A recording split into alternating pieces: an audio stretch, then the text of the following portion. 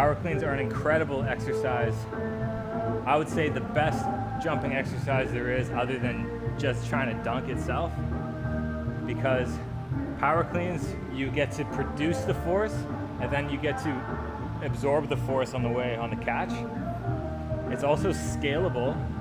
So just with this one exercise, I could scale it from this level, which is like 95 pounds, or like lower. You can just do the bar, or like even a broomstick for technique. So you can scale it from there all the way to like pro athlete level, highest jumper in the world level, which is like 350 pounds, or 1.5 times body weight, 2 times body weight, doing a power clean. So that's the coolest thing about how scalable this exercise is. Also, it's really safe, so you can it's basically like getting more jump reps without having to do more jumping, because there's a limit to how much jumping you can do. Once you reach that limit, you're not going to actually jump any higher. You're just going to risk injury. So once you reach that limit, you go to power cleans, and now you can get more reps in, more power, and more jump attempts basically without actually jumping. That's why power cleans are so great. Okay, let's go again.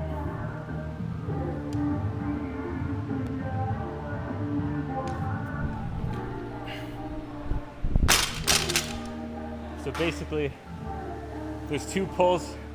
The first pull, you're like, your back is straight, your back's locked in this position the whole time, and then you extend your legs. Notice how my back doesn't go upright yet. So here you're like in a deadlift position. So you go deadlift position, keep the bar closed. Deadlift position, keep the bar closed. And then at the top of the deadlift position, now you go squat position. So you just basically, now you just jump as high as you can upward, so your head goes to the ceiling. So you go squat, and then, so you notice how when you jump, your knees go down. Now you're in a squat. So you're in a hinge, and now you're in a squat. So you go hinge, and then squat, and then jump. Rule of thumb, if you actually want more progress, because you're gonna have less setbacks, if you never power clean more weight, then you can control your front squat in that very bottom range, like right here. If you can't control the front squat right here with the weight, then it's not a good idea to power clean with that, with anything heavier than that. So right now, I'm on par, 95 pound power clean, 95 pound front squat. Okay, here we go.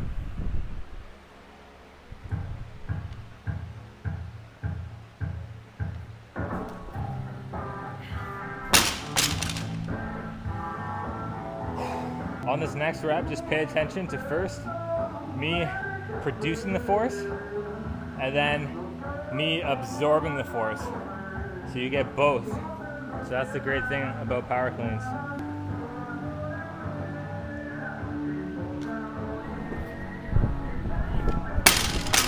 Okay, on this next rep, pay attention to how my body goes from deadlift position.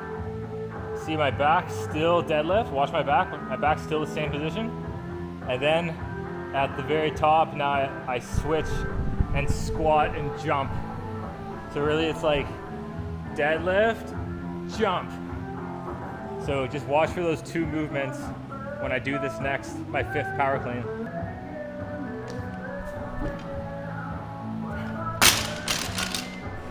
My catch wasn't clean there. I'm lifting the bar really high because honestly, I could probably go heavier, but I'm sticking to my rule of thumb. I'm not gonna power clean more than I can front squat and control in the bottom portion of the front squat. Instead, I'm gonna be patient. I'm gonna work on my technique, and this will still help my jumping. Okay, on the 6th one, notice how I pull myself into the bar. You wanna keep your arms straight, but you're pulling yourself into the bar. See with the shoulders, right? The difference between this and then pull. Keep the arm straight, that, and pull. And then see my knees are over the bar. So you want your knees over the bar, and then you want to pull yourself into the bar. Okay, so this is number 6. Just going for technique. You should always just go for technique. The power will come on its own if you get the technique down. Knees over the bar, pulling myself into the bar, deadlift position, squat. So I produced and then absorbed. To recap what we know so far, knees over the bar, pull yourself into the bar, deadlift position with a straight back, and then you go, you deadlift up with your legs straight. It's kind of like a leg press, legs straight, and then you go into the jump and then catch. What we want to do actually on this pull is you don't want the bar to fly out this way. You want the bar to stay close to you. So not like that, but like this. So try to keep that bar close to you. And then also having your butt down too low, you need to have it a bit higher to start. So then that way you can get over the bar.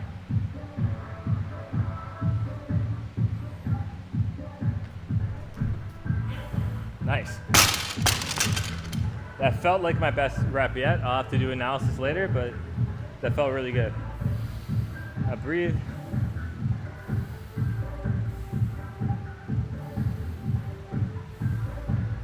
I believe that was 7, so now we're on to 8. Better technique, it helps you jump higher. It puts less wear and tear on your body. Love this because of that, because more jump reps, less wear and tear.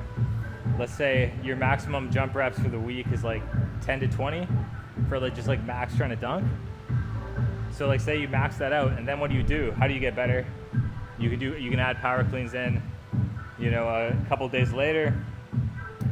Doesn't always have to be your max, your heaviest. You can just do technique. I advise not to do heavier than what you can front squat. Deep, controlled in the low positions, but yeah, more reps, less wear and tear, feels great. As long as it's good technique. If you do this with bad technique, you could totally wear your body out. You could totally hurt yourself. It's a very technical thing, which is why I'm trying to give you all the tips. Knees over the bar, chest over the bar. Pull yourself into the bar. Arms are straight. If you can't straighten your arms, you gotta make your arms a bit wider. Deadlift position. Up, jump. Right on. Felt terrific. Okay, let's cut it there. That was a good session. Let's keep working. We're gonna reach our goals. We're gonna dunk.